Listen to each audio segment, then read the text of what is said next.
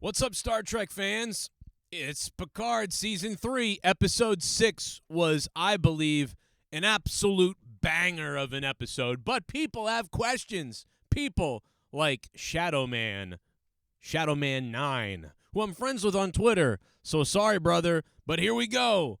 Why does Picard's android drink more than Jean-Luc ever did on TNG? And why does he drink at all? Why does he drink at all? I don't know. You'd have to ask Star Trek The Next Generation real character Picard that question, such as in the episode with Scotty when he returns and Picard drinks that crazy hard liquor from that weird planet that he got from Guinan's bar from Scotty. And then Picard says, who do you think gave it to Guinan, right? So Star Trek Picard, but Star Trek The Next Generation. Jean-Luc Picard owns a friggin' vineyard. He owns a fucking vineyard. What do you mean, why does he drink more? Oh, why does he drink at all? He owns a vineyard.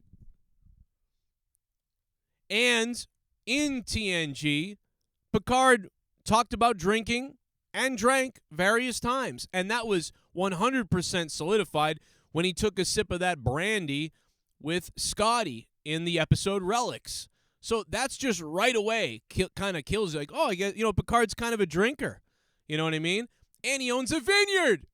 So that question, are we really asking that question? I'm sorry, but that's some dumb shit that you're at. Like, this is how good the season is. By the way, this is great news for the writers and Picard.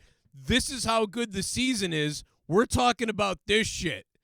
We're talking about shit in the background in the side corner underneath an umbrella under someone's naked photos of their mom. Why does Vadic smoke if she's a changeling? I don't know.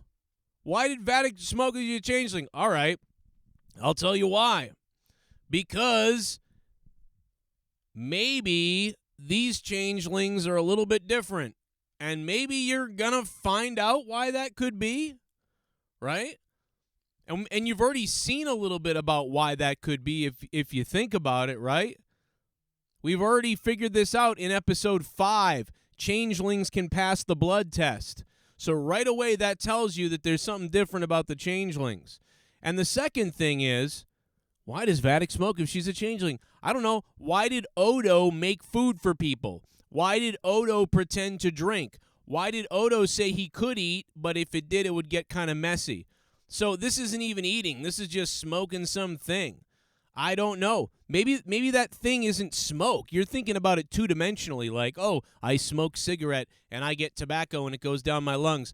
Maybe this is something else that you'll probably never know about, but why does it matter? Who cares? This is the type of stuff we're talking about. But these are different changelings already. We know that. There's something different about them. And we've known about that, so maybe there's your answers in there somewhere, and you'll figure it out eventually. How did Starfleet reverse engineer 29th century mobile technology, mobile emitter tech? Are you referring to a hologram, or what are you referring to exactly here with the mobile emitter tech? I don't 100% know. But what I do know is, guess what?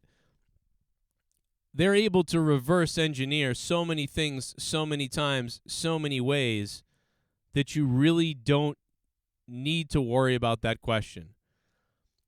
How in the episode on Enterprise did they quantum date Borg tech and quantum date things the way they do?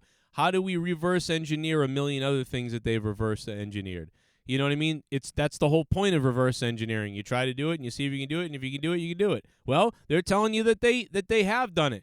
Do you really want the breakdown of the actual specs and how exactly they came to being able to reverse engineer a hollow emitter? Is that a real question that you would want answered? Why would you want that answered? It's not that crazy to think. The answer is that they were able to reverse engineer it. That's the only answer you really need to that. Now, is it a little bit outside the window of possibility to you? I understand if it is, but why is that a question? It's answered already. How did they reverse engineer it? I don't know. You want a whole episode on math? I don't want one like that. But if you do, I don't know. Maybe Terry Metalis can get somebody together on a comic book, and this can go into the questions that are being asked by douchebags. Since when was the Daystrom Institute a space station? It's not. The Daystrom Institute is still on Earth. This is never being claimed to be the Daystrom Institute.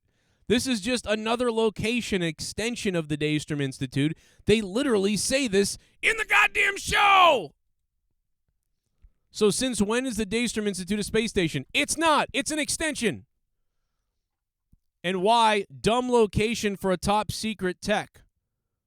Why is that a dumb location?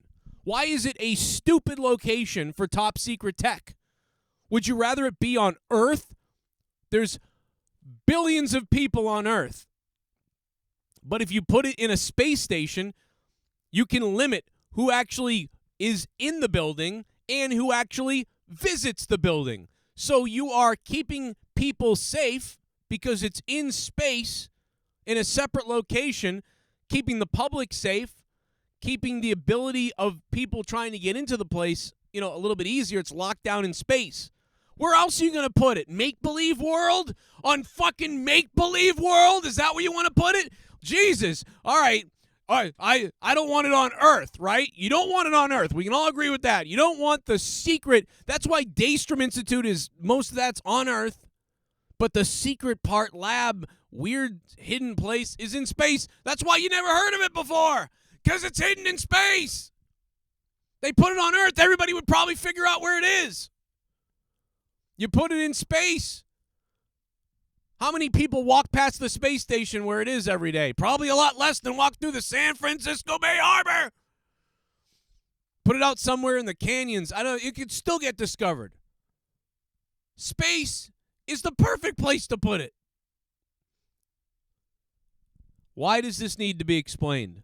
Why does this stuff need to be explained? I will never know. I mean, why are they keeping Kirk's body? That would be somewhat of a valid question, I guess. Why do they need to keep Kirk's body? I don't care, by the way, why they're keeping Kirk's body. I'm just glad it isn't in that pile of friggin' rocks on that planet anymore. I got more videos coming, Star Trek fans. I love you. You love me. I don't think I can say that on YouTube anymore. But anyway, I hope you guys subscribe if you're brand new to the channel. And if you've been here, thank you for supporting. Keep watching my videos. That help out. Click the like button and stick the thumb, all the way up there if you can. Leave me comments on things that you have questions about, and or maybe even idiotic things you have questions about, or nitpicks that you have.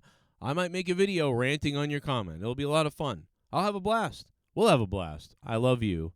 I love you. I love you so much. You believe we're going to have to wait another week till we see some more Star Trek for Episode 7? Episode 7? I hope it's good. I've been told it's one of the shorter ones of the season, so we'll find out if that's true. And if it is, it'll be a long wait to 8.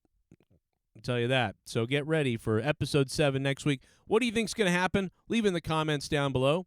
And help me continue to watch my channel a ton so I can get close to being able to monetize this channel. Very close to being able to monetize. We just got to get to 1,000 subs and all that other junk. PayPal.me/Joe Cronin Show. Patreon.com/Joe Cronin Show. If you want to check out my Patreon and support that. It's Star Trek Late Night, and I'll see you guys soon.